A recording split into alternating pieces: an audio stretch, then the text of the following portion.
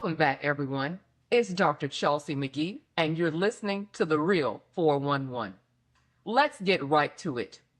Remember when Trump promised over and over to bring our troops home?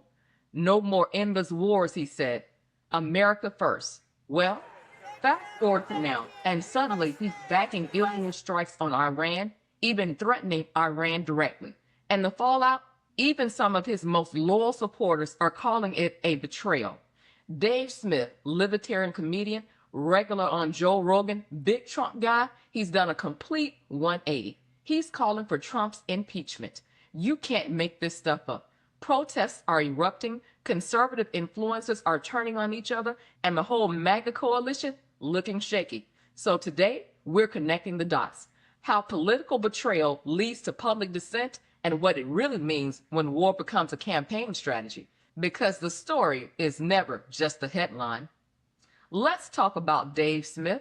If you haven't seen the clips, he went on Breaking Points and straight up apologized for supporting Trump in 2024. 2007 that the Pentagon told George W. Bush that we cannot go to war with Iran because we do not have escalation dominance against them, essentially meaning that they can hit all of our bases and embassies in the region, and we are very vulnerable to them. And we've already seen demonstrated since the Israeli attack that the Iranian missiles that they sent last year toward Israel, as many of us guessed, that wasn't really their best. They were intentionally making an attack that wouldn't really hurt anybody, that wouldn't really lead to a war, which Iran has done over and over again. But now we've pushed them to the point where they probably don't feel that they have the option not to respond. And Donald Trump telling them to come back to the negotiating table now is a joke. Yeah. I mean, what a impotent leader to be sitting there talking about coming back to the negotiating table. It's like sitting after Pearl Harbor and telling FDR, now's the time to go negotiate with the Japanese. Right. Negotiations are over now. The time for negotiations was before this. And so, yeah, Donald Trump looks, and man, I supported him this last year. I apologize for doing so. It was a bad calculation. At the time, it seemed like the right one, but he should be impeached and removed for this one. Wow. And not on some not on some ridiculous Nancy Pelosi. Of course, the Congress will never do it because they're all a bunch of, corrupt hacks. This is the one thing they support. This is like Donald Trump should be impeached and removed for this. All of his supporters should turn on him. It's the absolute betrayal of everything that he ran and campaigned on and everything that he stood for. And I will say, despite the fact that, Donald Trump supporters had been labeled like a cult following, and that certainly is true for a percentage of his supporters, he is going to lose his coalition over this. I know I don't just speak for myself when I say there are a lot of us who simply will not go along with this. So it's just a devastating mistake. By the way, on top of that, he's also going to lose the deportation fight because of this. Because right now he needed all the political capital he could have to turn that, you got a majority support for deportations, but the minority is very mobilized and they're out and they're protesting all around the country. He needed all of his political capital for that move. So here's what we got. The neocons win.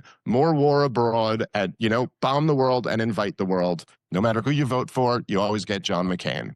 He called it a bad calculation. His words, not mine. He said he should be impeached and removed.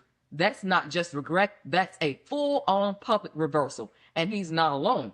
Tucker Carlson, a longtime Trump defender, is warning that escalating in Iran could mean the end of Trump's presidency and the American empire. When people like Smith and Carlson break ranks, something fundamental has shifted. And I get it. I've been there. I once backed a new hospital policy, thought it would streamline care, but months in, patients were falling through the cracks, staff were burning out, and outcomes were worse. I had to go public and say I was wrong. It's humbling, it's embarrassing, but it's necessary. That's what Dave Smith is doing now. Seeing the consequences and owning it. That takes guts, even if it's late. Now let's dig into Trump's foreign policy. He campaigned as the anti-war candidate. I'll end the wars forever. I'm the candidate of peace. But now, he's supporting Israel's military actions, threatening Iran and leaving the door wide open for U.S. involvement. He posted on Truth Social, "If we're attacked in any way, shape, or form by Iran, the full strength and might of the U.S. armed forces will come down on you at levels never seen before." That's not exactly bring the troops home energy. And then the DC military parade fiasco, Trump wanted a menacing show of force for the Army's 250th anniversary and his birthday. But what he got? Soldiers waving, smiling. Not exactly the iron fist image he was after. He was furious, blamed his defense secretary, said the tone was all wrong. Meanwhile, massive No Kings protests erupted across the country, millions pushing back against his immigration agenda and his whole approach to power. Inside the White House, it's fracturing. Trump's new nickname for Stephen Miller, Weird Stephen.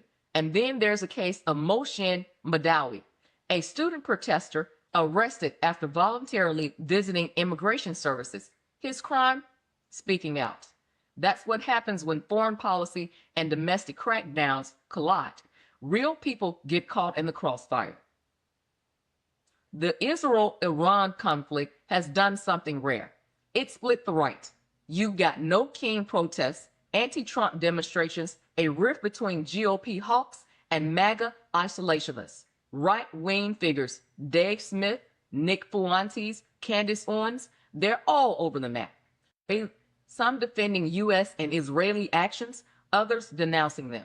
And let's be honest, there's a nasty undercurrent of anti-Semitism in some of these online spaces. It's ugly and it's real. I've been to protests myself, stood outside the state capitol in the rain, holding a sign that felt like it weighed 100 pounds because I knew I was going against the grain. It's scary. You worry about your job, your reputation, your safety. But sometimes you have to do it. Stand up, even when it's unpopular, even when your own side turns on you. That's what we're seeing now. People breaking with the mainstream narrative, saying, no, this isn't what I signed up for. That's how change starts. So here's my challenge to you. Don't just scroll past this episode. Comment below. Should Trump be held accountable for breaking his promises? I want to hear what you think, even if you disagree with me. And if you want more bold, unapologetic truth, subscribe to The Real 411. Join our newsletter on Substack for stories corporate media won't touch.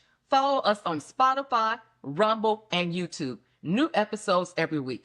Because as always, the story is never just a headline. I'm Dr. 𝐃𝐨𝐧'𝐭, and I'll see you next time.